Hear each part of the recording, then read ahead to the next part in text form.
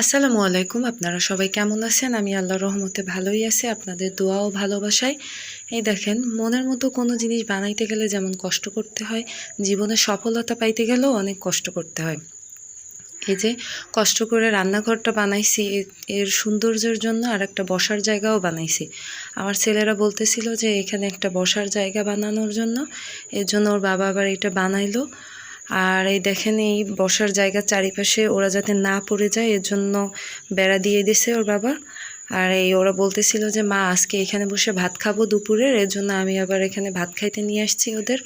ও বড় ছেলেটা আবার সুন্নতি পদ্ধতিতে পানি খাচ্ছিল, ও মাদ্রাসায় পড়ে তো এইভাবে পানি খায়। এই যে ছোট ছেলেটারে আবার ভাত খাওয়াইতেছিলাম, ও আবার এদিক ওদিক তাকায় আর নামেই করে, নামতে চায়, কিন্তু ও একা একা এখন নামতেও পারে। ওইটা দিয়ে একটা উঁচা করে দিছি মাটি দিয়ে, আপনাদের আগের ভিডিওতে দেখাইছি। আর এই দেখেন সুপারির বাগান আর সুপারির বাগান। বরিশালে সুপারির বাগানের অভাব নাই, তাল গাছের অভাব নাই, নারিকেল গাছের অভাব নাই। বরিশালের মানুষ যেমন পান খায় তেমন সুপারি গাছও লাগায়। এই যে আমরা আজকে সুপারি আনতে যাচ্ছি, কিনে আনবো। আমাদের যে গাছে সুপারি বাগানে গাছে যে সুপারি হয়েছে ওইতে এবছর আর হবে না, এর জন্য আবার সুপারি কেনার জন্য যাচ্ছিলাম আমি আর ওর বাবা। ওরা ঘুমাইছে ভাত টাত খেয়ে, এর জন্য আবার আমরা চলে যাচ্ছিলাম। এই দেখেন, এইটাকে বলে বরিশালের ভাষায় আটটালির ফল। তাই এই ফলটা ছোটোবেলায় অনেক খাইছি।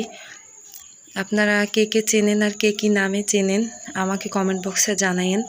এই দেখেন, অনেক দিন পরে এই ফলটা পাইলাম আর এটা খাইলাম। আমি রাস্তা দিয়ে যাচ্ছিলাম আর এই ফলটা দেখলাম, এর জন্য পাকাও ছিল, বেশি পাকে নাই এখন পর্যন্ত, আরও পাকলে আরও মিষ্টি লাগে ফলটা।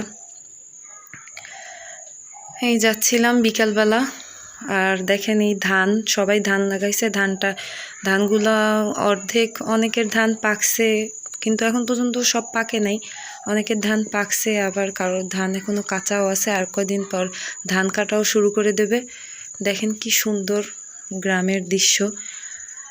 আল্লাহ তাআলার নিয়ামত এই শীতের দিনে বেশি বোঝা যায়। দেখেন কি সুন্দর ফুল ধরে আছে গাছে। আল্লাহ তাআলা যে কত নিয়ামত দিয়ে রাখছে আমাদের জন্য তার এই দুনিয়াতে। ওই যে দেখেন ওখানে খেজুর গাছ দেখা যাচ্ছে। এই শীতের শুরু যে হয়েছে এই খেজুর গাছ কাটা দেখেই বোঝা যায়, কারণ খেজুর গাছে সবাই এখন খেজুর গাছ কাটবে, কাটার পরে এখান থেকে রস হবে, গুড় বানাবে, অনেক কিছুই হবে। আর এই খেজুরের রস দিয়ে পিঠা খাইতে অনেক মজা। এই যে দেখেন কতগুলা খেজুর গাছ কাটছে। আল্লাহ তাআলা আমাদের জন্য কত নিয়ামত দিয়ে রাখছে তার এই দুনিয়াতে। দেখেন এই যে সূর্য অস্ত যাচ্ছে, আমরাও বাড়ি চলে যাচ্ছিলাম। ওই যে ওর বাবা ভ্যান পায় না, এর জন্য মাথায় করে সুপারিগুলো নিয়ে যাচ্ছিল। আমার ভিডিওটা যদি ভালো থেকে থাকে